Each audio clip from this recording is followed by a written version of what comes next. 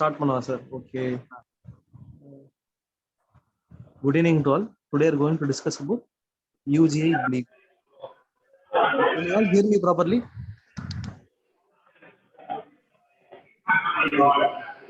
Coming to the proper definition of the UGI bleed. Any bleed which is above the ligament of treats, it is considered to be as UGI bleed, above the ligament of treats. So ligament of treats is nothing but a suspensory ligament which is at the level of third and fourth part of duodenum connecting with the diaphragm. So this is the ligament of treats which is highlighted in the green color. Anything the bleed above that is considered to be an UGI bleed arbitrarily, but bleed can be at any point. Coming to the symptomatology, patients usually present with symptoms of hematemesis and melena. These are the most common symptoms patient comes to us. We have to stratify the patient according to the risk category. So in hematemesis, it can either be a fresh blood or an altered blood. Fresh or altered blood. Melena is nothing but the blackish discoloration of the stools. For melena to occur, at least we need 50 ml of bleeding, which is happening in the level of UGA, upper GI tract. And the transit time should be around 14 hours in the GIT to cause a melena. So once if a UGA bleed occurs, melena can last for 3 to 5 days in such patients. Coming to hematemesis, if there is a fresh bleed, then the color of bleed would be bright red in color, and the altered blood which is in dark brown in color. If it is a bright red in color, we just get an inference that there is an ongoing bleed. If there is an altered blood, we assume arbitrarily that the bleed has occurred, and with the formation of acid hematin, the altered blood is formed at the level of stomach. And then coming on to the initial evaluation of the patient. So three things are very important: history, examination, and lab parameters. So why we do all these three things is to assess the source of bleed, to assess the severity of the bleed, and to assess the comorbid conditions which the patient has previously.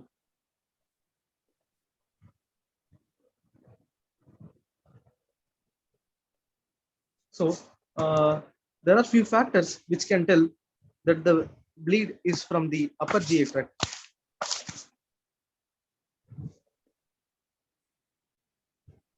Factors favoring UGI bleed. First point, if the history of melena is there for the patient, then the likelihood ratio that it is an upper GI bleed is around 5.9. If the stool examination for melena becomes positive, then the likelihood ratio comes around to 25. If there is blood or coffee ground appearance,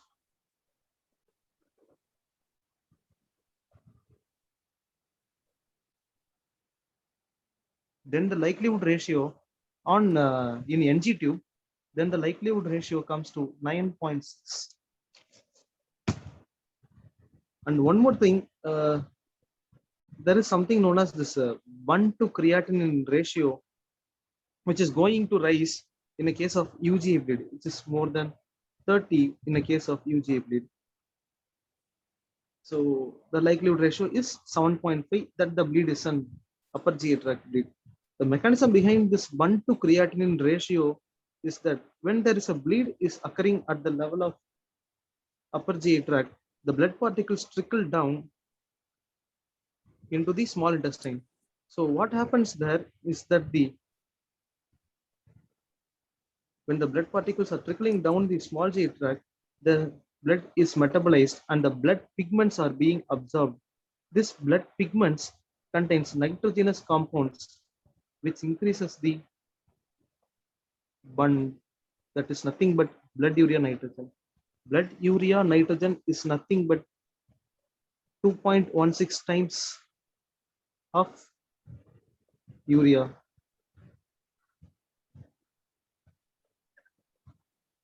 So indirectly we can measure BUN urea by 2.16.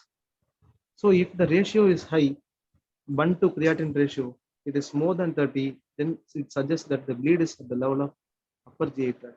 Now coming on to the severity of the bleed.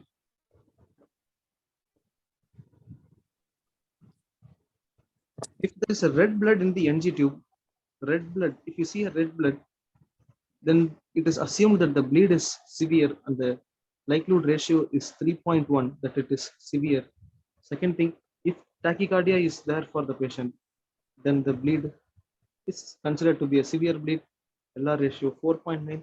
And when the baseline HB of the patient is less than 8, then it is considered to be a severe bleed. One more predominant complaint patient may have is hematochezia. Hematochezia is nothing but frank bleed which is occurring per rectum.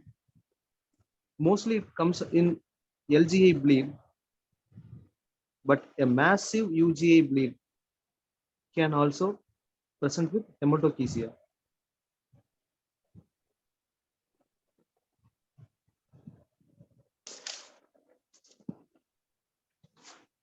Coming to the next part in the history, past history. Patient with a pre-existing illness can bleed from the same site in about 60% of the patients. So if there is a previous history of DCLD, then there is a possibility that it could be a variceal bleed and it could bleed at any point of time. A peptic ulcer disease patient can bleed at any point of time. And patient having malignancy can also bleed at any point of time.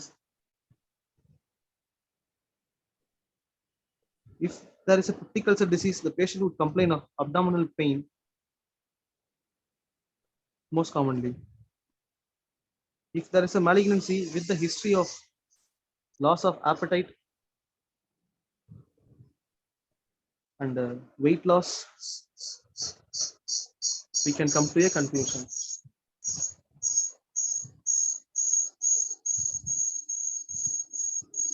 Any bleed which is a painless UGA bleed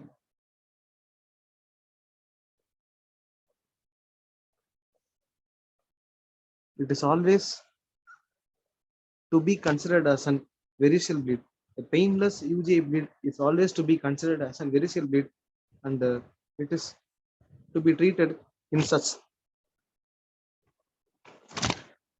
and it is to be treated as a variceal bleed. A painless UGA bleed is always to be considered as a variceal bleed, and it is to be treated in the same manner. Drug history. There are few drugs such as doxycycline, tetracycline, and bisphosphonate, which can cause esophagitis, and it can bleed from there also. And the NSAID induced, such as aspirin, bleeding also can occur. So drugs that alter the clinical presentation, there are few drugs that can alter our clinical presentation, such as they can cause melena at any point of time. Such drugs are bismuth, charcoal, iron, and licorice.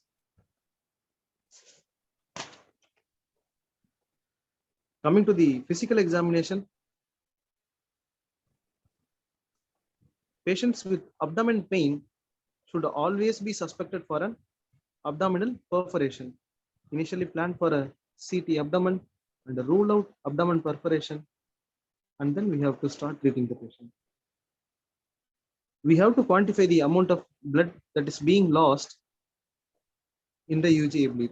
So patients with resting tachycardia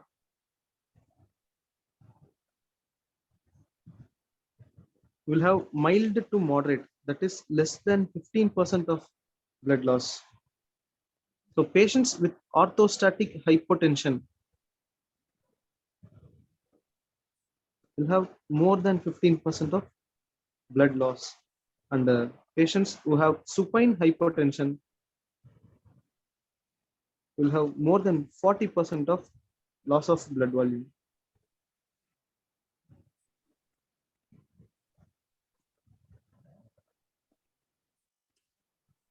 And then coming on to the laboratorical parameters, basic investigations should be sent for the patient, such as CBC, RFT, and serum electrolytes, LFT, and PT-INR.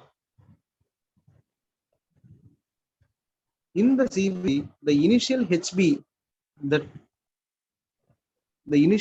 value is considered as the baseline value. The initial HB value hemoglobin is considered as the baseline hemoglobin value of the patient. Hemodilution occurs only after 24 hours. When there is a loss of blood volume, the fluid from the extravascular space moves into the blood compartment and then causes hemodilution. So hemodilution occurs only after 24 hours after the start of initial bleed.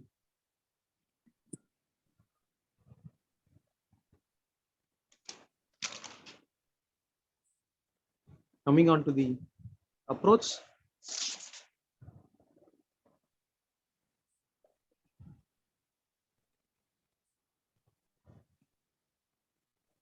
if the patient has hematemesis or melena,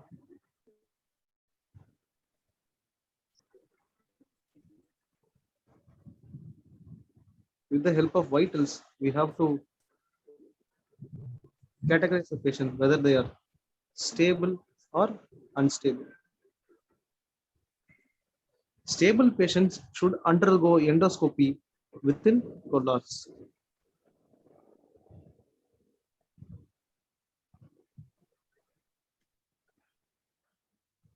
If the source is identified, source of bleed, if identified,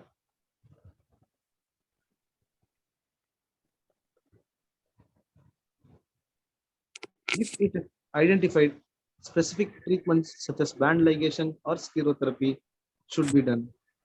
If the bleed cannot be identified via an endoscopy, upper GI endoscopy, we have to proceed with colonoscopy. With the help of colonoscopy, if we are able to find the bleeding source, if yes, then treat it accordingly, treatment according to the bleeding source.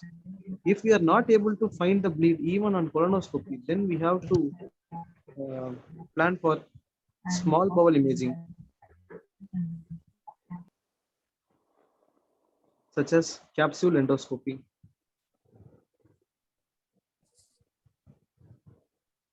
Now, when the patient is unstable, initially we need to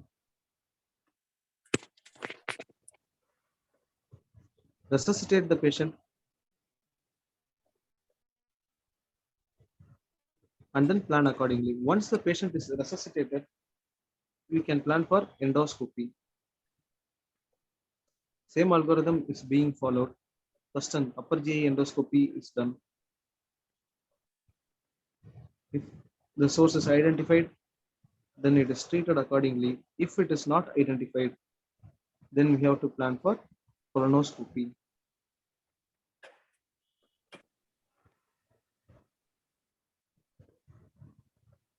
If we are not able to even identify on the colonoscopy, we have to look for the small bowel pathologies. So clinical suspicion is very high in this case. A young male, 13 years old boy complaining of bleeding PR or hematemesis, there should be a high clinical suspicion of Meckel's diverticulum in such patients. So small bowel pathologies are not very rare, they are very common. If there is severe bleeding present, but the source could not be identified in the GI tract, then we have to move over to CT angiography, because there is one entity known as abdominoenteric fistula, or also known as aortoenteric fistula.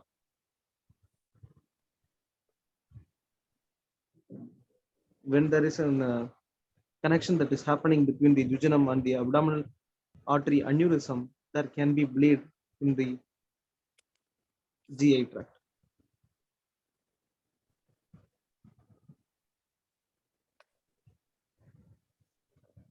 So this is the approach.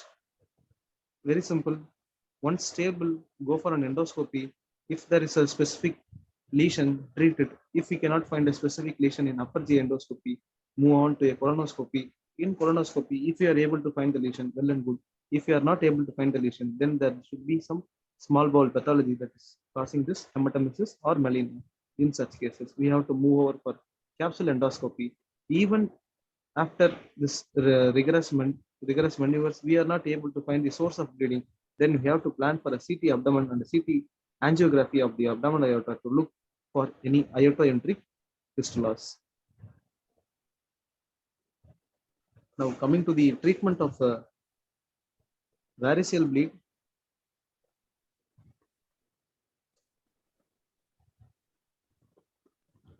First, patient should be advised NPO, and an IO chart is to be maintained. NG tube should be placed, but it is debatable. The NG tube, nasogastric tube placement is debatable, because in Western countries, moreover, when there is an acute GI bleed, they proceed with endoscopy immediately, which is not the scenario in our country. We don't take for an endoscopy immediately. Only in the next day we take for the endoscopy. And one more thing, placing an NG tube can clear the blood contents that are formed because of the active bleeding that is being happened. You can get a better visual recognition of the site of bleed. And then resuscitate the patient initially with crystalloids, IV fluids. 2 large bore IV cannulas are to be placed in the patients.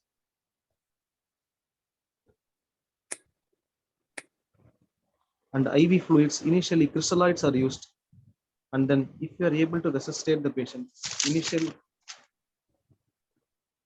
10 ml per kg per hour can be given in such patients. If there is an ongoing bleed, then we have to plan for blood transfusion. There are certain indications for blood transfusion. Only when the hemoglobin is less than 7, plan for an immediate transfusion. When the hemoglobin is less than 8 in low risk CVD patient, plan for a transfusion.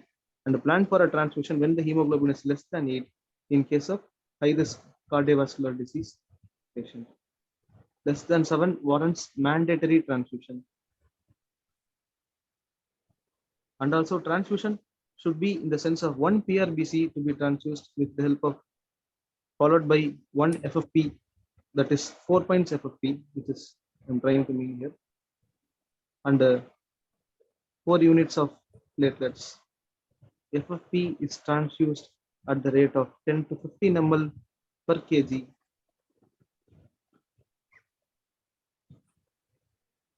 So for every PRBC, we have to transfuse 4 FFPs and 4 platelets.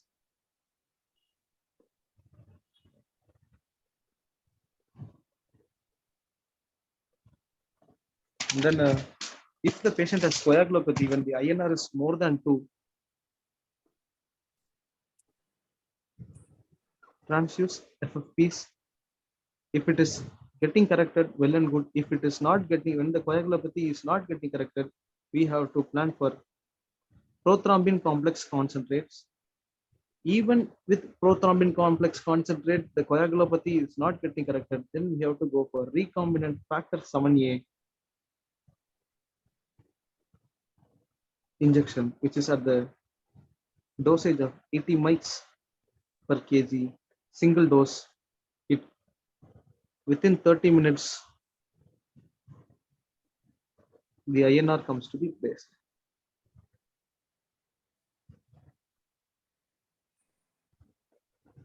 Major complication or side effect of recombinant factor 7A is the cause of thrombosis and cannot be used in CVD patients, cardiovascular disease patients. And then next, whether to electively intubate the patient or not. Since the patient is having a massive UGA bleed, there can be chances of aspiration pneumonitis. So elective intubation and emergency intubation. Emergency intubation conditions or respiratory distress if the patient goes in for aspiration pneumonitis. We have to intubate in such patients. Patients whose GCS might be poor on admission, which can be less than 6 on admission. These patients do not require intubation. Elective intubation can be deferred in such patients. There is a trial which is showing that elective intubation of DCLD patients with UGA bleed and the other group of patients where they don't intubate, the group which is not being intubated have shown good success rather than the patients who are being intubated for hemodynamic instability and worsening of the GCS. So, and then we have to give one more, that is the IV antibiotic for the patient.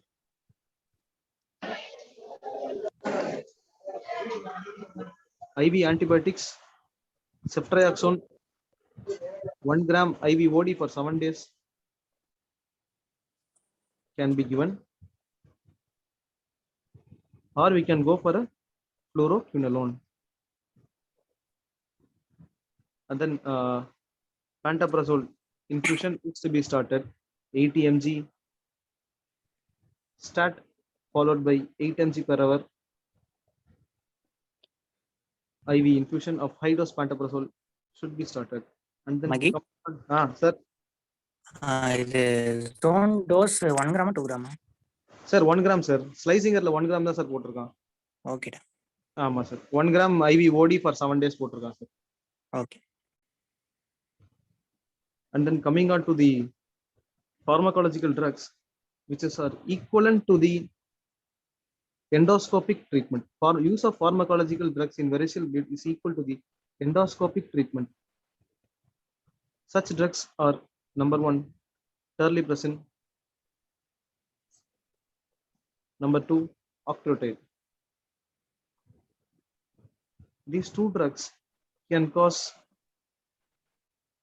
splanchnic vasoconstriction and systemic vasodilatation, thereby decreasing the portal hypertension. Mechanism of action is same, but the receptors they act is different. So terlipressin dosage is 2 mg every 6th hourly for the initial 2 days, followed by 1 mg every 6th hourly for the day 2 to day 5. If endoscopy is done for the patient and the definitive procedure such as banding is being done, we can stop the terlipressin dosage. And coming on to octreotide, octreotide dosage is the initial bolus is 50 mics. Initial bolus IV is given, followed by 50 mics per hour. Can be continued until the definitive treatment such as a banding or a banding ligation or sclerotherapy or glue injection that is being done. So it cannot maximally given up to day 5. So pharmacological drugs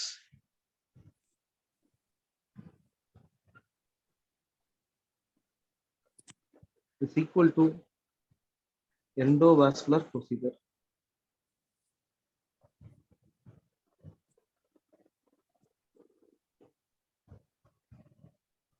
And then patients to be, one more debatable question is whether the patient is to be in a supine position or prone position. If the patient is in prone position, what happens is when there is a large bleed, the risk of aspiration is very high. If the patient is in supine position, if he is already in shock, then he can again go for worsening of shock. So this depends upon the treating physician whether to keep the patient in supine position or this is not prone position, supine position or propped up position.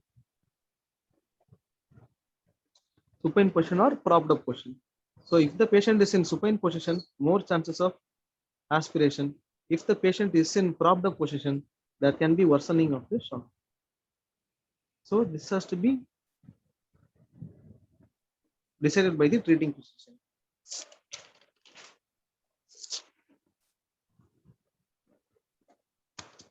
So what is happening in the endoscopy, the definitive treatment is, one of the best definitive treatment that we have is band ligation.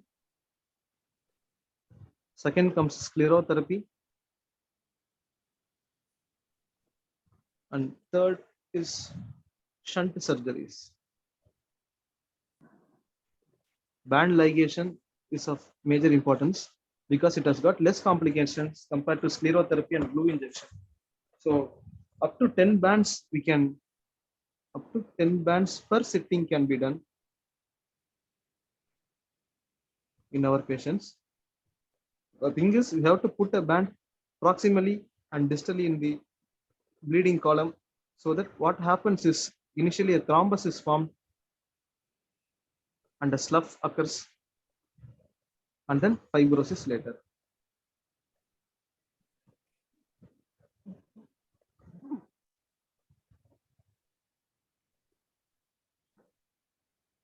So this is the mechanism that is happening in the band ligation. Initially, a thrombus is formed, then a slough occurs, and the fibrosis occurs. And the sclerotherapy has got a lot of side effects. So now it has been left over. And one more technique that is being used in the older generation is nothing but the balloon tamponade, Sengstake and Blackmore tube, balloon tamponade, which is of rare use nowadays.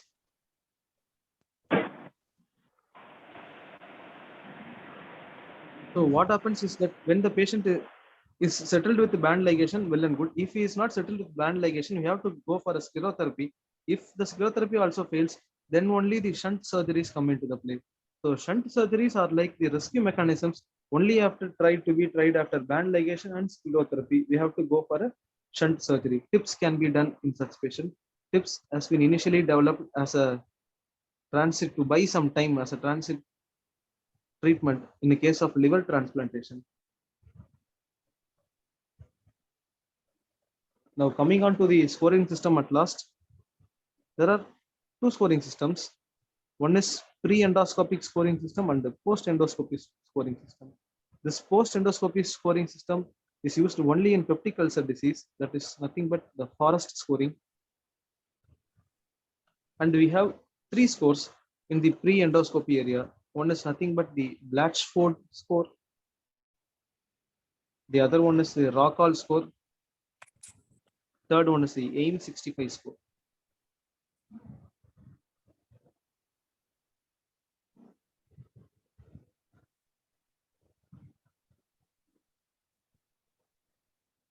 So I'd like to show a few images. See, of all these three drugs, only the terlipressin has got this mortality reduction benefit. Not the other drugs. Other drugs don't have this mortality reduction benefit. Only the terlipressin has got the mortality reduction benefit. So it is considered to be the drug of choice. Now coming on to the scoring system, initially this Blatchford score. Blatchford score is to assess the patient whether he can be discharged from the ED or not. A UGI bleed patient, whether he can be discharged from a ED or not. To assess that, we have this Blatchford scoring system: blood urea nitrogen, hemoglobin, and the blood pressure, heart rate, melena, syncope, hepatic disease, and cardiac failure are taken into account. The score more than 0 is considered to be at a high risk, and the patient is to be retained for admission. The second scoring system, which is nothing but the Rockall score, which predicts the adverse outcomes following UGA bleed. Adverse outcomes following UGA bleed. So this is the scoring system in Rockall score. Kindly just note the names alone. And then we have one more score, AIM 65 score, which predicts the in-hospital mortality. AIM 65 score predicts the in-hospital mortality of the patients. So these are all the scoring systems that are being followed. And one more major thing in UGA bleed is Mallory-Weister versus the Boer-Hove syndrome. Mallory-Weister is nothing but there is a breach in the level of the mucosa, submucosal level, and the bleeding which is happening. And Boer-Hove syndrome is nothing but a through and through injury which causes air to leakage into the nearby areas, pleural and pericardial areas. So clinical presentation in a Mallory-Weister is retching. Retching is intense vomiting followed by UGA bleed. But in Boer-Hove syndrome, we will have dyspnea, odynophagia, and shock. Patient can be in septic shock. So endoscopy can diagnose Mallory-Weister.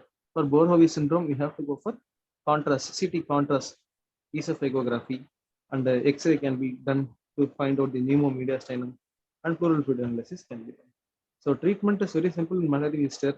Just observe the patient. If there is continuous bleed, we have go for a endoscopic therapy. In Boer-Hove syndrome, we have to go for a surgery in such case.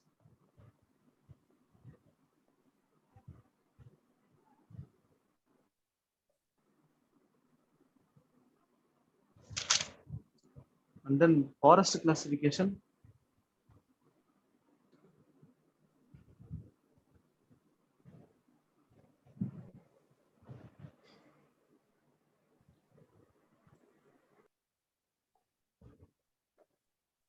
This is the Forest classification for peptic ulcer disease. So 1A, 1B are acute hemorrhage, and 2A, 2B, 2C are a recent hemorrhage, and Forest 3 is clear base ulcers which are being seen. So the rebleeding time has to be assessed in patients. Patients after the initial endoscopic evaluation, for the first 72 hours, they have the highest risk of rebleeding. So the patients are to be in high dose PPI after the endoscopic evaluation. So with this, I would like to conclude my session. Thank you for the patient listening.